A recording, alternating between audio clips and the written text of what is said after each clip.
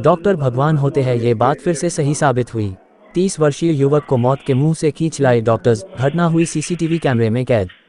सीने में दर्द की समस्या लेकर नागदा के चौधरी हॉस्पिटल में पहुंचे युवक को डॉक्टर के सामने ही पड़ा दिल का दौरा और युवक हुआ बेहोश। डॉक्टरों की सजगता से 30 वर्षीय युवक की बची जान। उज्जैन जिले के नागदा के वरिष्ठ चिकित्सक डॉक्टर सुनील चौधरी के क्लिनिक पर युवक सीने में दर्द की शिकायत लेकर पहुंचा था। इसी दौरान डॉक्टर मरीज को देख ही रहे थे कि अचानक युवक जमीन पर गिर पड़ा, हार्ट बीट बंद व बीपी शून्य हो गया। डॉक्टरों व स्टाफ ने तत्काल सीपीआर और डीसी शॉक देकर करीब 30 मिनट तक संघर्ष किया और अंततः धड़कनें वापस लौट आईं। और कुछ देर बाद युवक को स्थिर कर इंदौर रेफर किया गया, जहां वह फिलहाल खतरे से बाहर है। पूरा घटनाक्रम सीसीटीवी में कैद हुआ।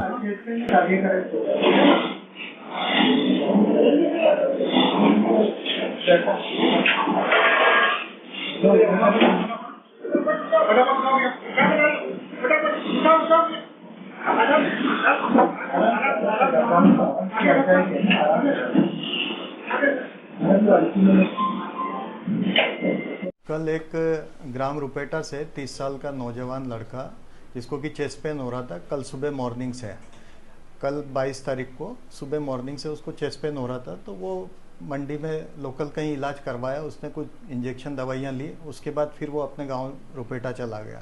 लेकिन उसका दर्द बढ़ता गया। दोपहर को 3 बजे वो हमारे पास आया हॉस्पिटल में, और हॉस्पिटल में आकर उसने हमारे यहाँ ओपीडी में स्टूल पर बैठा था। उसने बताया चेस्ट पेन हो रहा है। तो डॉक्टर जयपाल थे, इन्होंने, ये जो मेरे पास बैठे हैं, इन्होंने उसका बीपी चेक किया। जैसे ही बीपी चेक किया वो यहीं पर गिरकर और बेहोश हो गया और कोलैप्स हो गया। उसकी जब हमने पल्स देखी तो पल्स और बीपी उसका नहीं आ रहा था। हमने तुरंत यहीं पे सीपीआर शुरू किया और हमारे हॉस्पिटल के स्टाफ तुरंत स्ट्रेचर लेकर आए और उसे फिर आईसीयू में शिफ्ट किया। इसी दौरान सीपीआर भी हमने जारी रखा। तुरंत आईसीयू में लेकर फिर उसे हमने डीसी शॉक दिया, जो कि एक करंट होता है जिसे हृदय में एक मशीन के द्वारा दिया जाता है, जिससे कि सामान्य गति वापस आ जाए।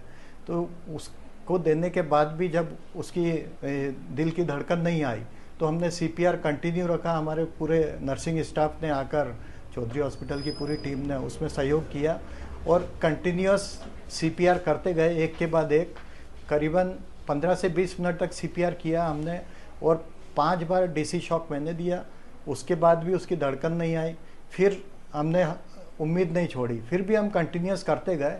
लगभग आधे घंटे सीपीआर करने के बाद और 10 बार डीसी शॉक देने के बाद 360 जूल, तो भी उसकी धड़कन नहीं आई। लेकिन हमने कुछ ऐसी स्टडीज़ पढ़ी है जिसमें ये देखा गया कि 30 से 40 मिनट भी के बाद भी दिल की धड़कन वापस आती है। तो हमने इस बात को समझते हुए उम्मीद नहीं छोड़ी और 40 मिनट तक कंटिन्यूअस सीपीआर और 12 बार डीसी शॉक दिया। उसके बाद 12वीं बार उसकी दिल की धड़कन आना शुरू हुई और फिर हमारी उम्मीदें बन गई कि अब हम इसे बचा सकते हैं। फिर उसे इमरजेंसी इंजेक्शन और हार्ट अटैक का एक इंजेक्शन स्ट्रेप्टोकाइनेस लगाया गया। बीपी बढ़ाने की दवाइयाँ दी गई। धीरे धीरे करके वो आधे से 1 घंटे में उसकी धड़कन सामान्य होने लगी और 5 से 6 बजे तक वो सामान्य हो गया था। उसके बाद फिर उसे हमने इंदौर शिफ्ट किया इमरजेंसी कार्डियक एम्बुलेंस बुलाकर, और वो कार्डियोलॉजिस्ट के अंदर अभी अपोलो हॉस्पिटल में एडमिट है। अभी ठीक है वो सामान्य रूप से। तो आम जनता के लिए कोई संदेश? आम जनता के लिए यही संदेश है कि कभी भी ऐसा चेस्ट पेन हो तो उसे नज़रअंदाज ना करें, स्मोकिंग ना करें। चेस्ट पेन होता है, किसी भी प्रकार का चेस्ट पेन हो। अभी चेस्ट पेन का मतलब यही नहीं कि हार्ट का चेस्ट पेन जो है लेफ्ट साइड में ही होएगा, राइट में भी हो सकता है। कभी कभी ऐसा होता है कि चेस्ट पेन नहीं होता, केवल घबराहट होती मनुष्य को।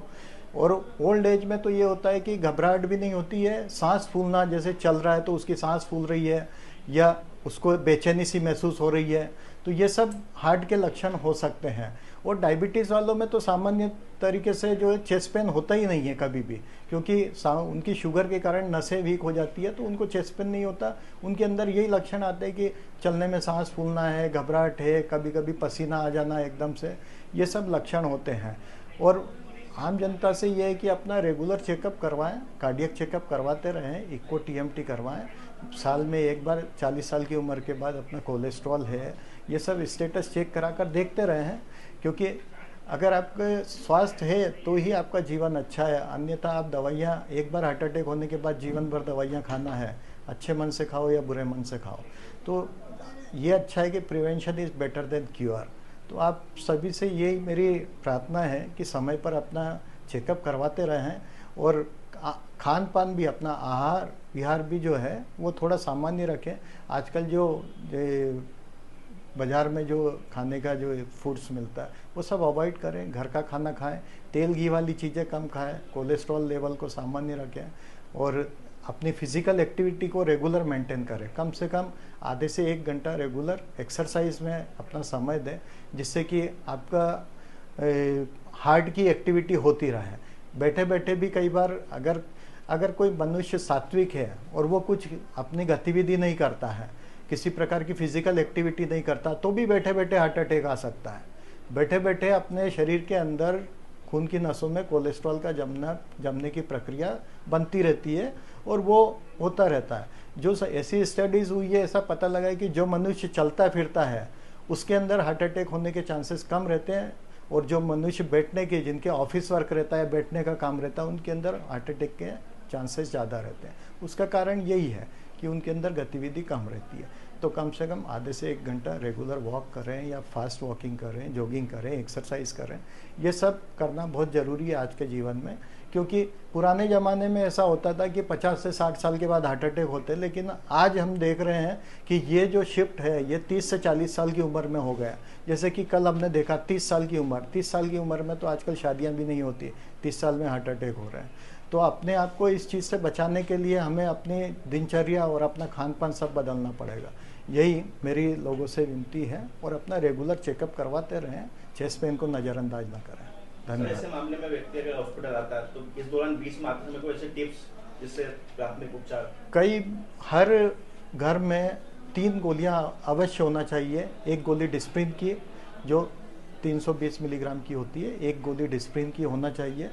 एक गोली क्लोपिडोग्रिल होती है जो कि वो भी 300 मिलीग्राम की आती है, वो रखना चाहिए।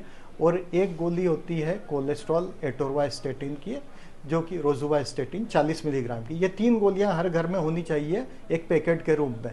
कभी भी किसी को चेस्ट पेन आए और इस तरह का लगे घर वालों को कि हार्ट अटैक का है, तो ये तीनों एक एक दे दो, तो कम से कम एक प्राइमरी प्रिवेंशन वहाँ पर शुरू हो जाता है, क्योंकि ये भी हम करते हैं। और इसके अलावा ऐसा लगता है कि अगर हार्ट रुक रहा है तो आपको सीपीआर इमीडिएट करना जरूरी है, क्योंकि अगर आपने 1 मिनट बीच में गैप कर दी कार्डियक अरेस्ट में, तो फिर उसे सामान्य करना बहुत मुश्किल हो जाता है हॉस्पिटल जाने। लेकिन अगर घर में कार्डियक अरेस्ट हो जाए तो तुरंत आपको सीपीआर शुरू करना है। सीपीआर का मतलब है कि आपको अपने उसके चेस्ट को कम से कम 1 मिनट में 120 बार दबाने का है, और उसको आधे से 1 इंच अंदर दबना चाहिए।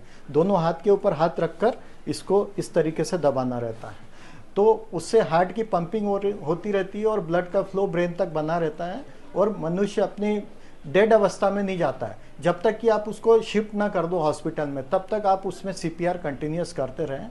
हॉस्पिटल शिफ्ट होने के बाद वहाँ पर उसे इमरजेंसी दवाइयाँ और करंट दिया जा सकता है, जिससे कि उसकी दिल की धड़कन वापस लाई जा सके। इस तरह का कार्य करना चाहिए, और सीपीआर सबको आना चाहिए घर में। अगर नहीं आता है तो आप यहाँ आकर हमसे उसका परामर्श ले सकते हैं। हम कई बार इस तरह की क्लासेस भी लगाते हैं लोगों को सीपीआर सिखाने के लिए।